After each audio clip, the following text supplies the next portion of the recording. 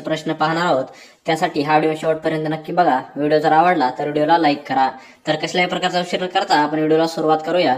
तर पहिला प्रश्न आहे बघा, पंडित जवाहरलाल नेहरू यांनी पोलीस ध्वज कोणत्या दिवशी प्रदान केला?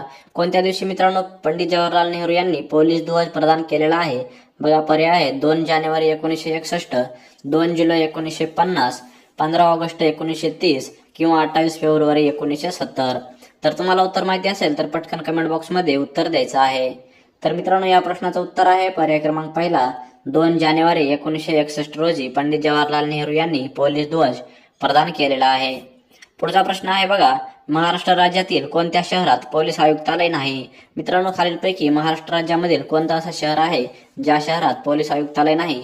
बघा अमरावती, धाराशिव, सोलापूर किंवा नाशिक।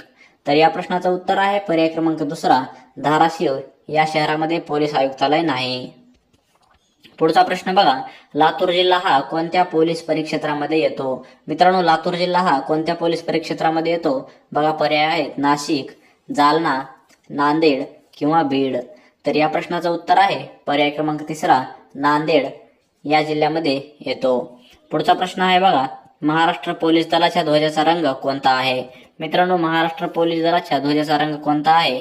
बघा पर्याय आहेत पांढरा, सॉरी मित्रांनो हा सोनेरी आहे, दुसरा जो पर्याय आहे हा सोनेरी आहे, पांढरा, सोनेरी आणि खाली पर्याय बघा गडद निळा किंवा पिवळा। तर या प्रश्नाचं उत्तर आहे पर्याय क्रमांक तिसरा गडद निळा। पुढचा प्रश्न आहे बघा, जिल्ह्यामध्ये होमगार्डचा प्रमुख कोण असतो? प्रत्येक जिल्ह्यामध्ये मित्रांनो होमगार्डचा प्रमुख कोण असतो? बघा पर्याय आहेत अधीक्षक, महानिरीक्षक, समादेशक किंवा वरीलपैकी नाही। तर या प्रश्नाचं उत्तर आहे पर्याय क्रमांक तिसरा समादेशक हा असतो जिल्ह्यामध्ये होमगार्डचा प्रमुख। पुढचा प्रश्न बघा, नक्षलबारी हे गाव भारतातील कोणत्या राज्यात आहे? भारतातील कोणत्या राज्यात आहे नक्षलबारी हे गाव? बघा पर्याय आहेत बिहार, महाराष्ट्र, पश्चिम बंगाल किंवा कर्नाटक।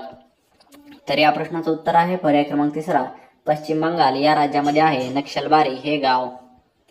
पुढचा प्रश्न आहे बघा, दिव्यांग मंत्रालय स्थापन करणारे पहिले राज्य कोणते आहे?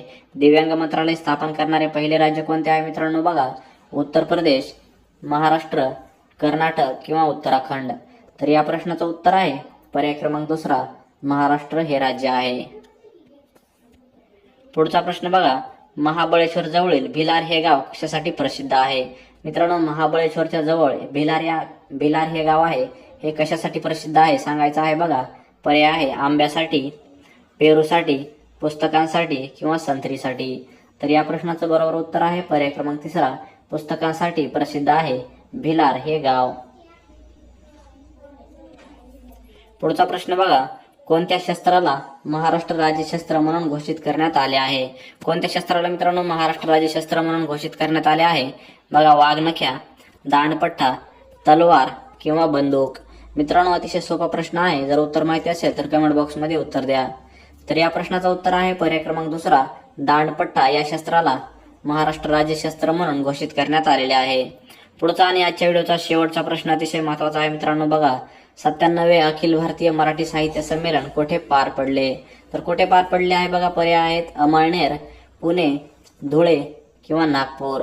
तर तुम्हाला 1 ते 5 सेकंदामध्ये या प्रश्नाचं उत्तर कमेंट बॉक्समध्ये द्यायचं आहे।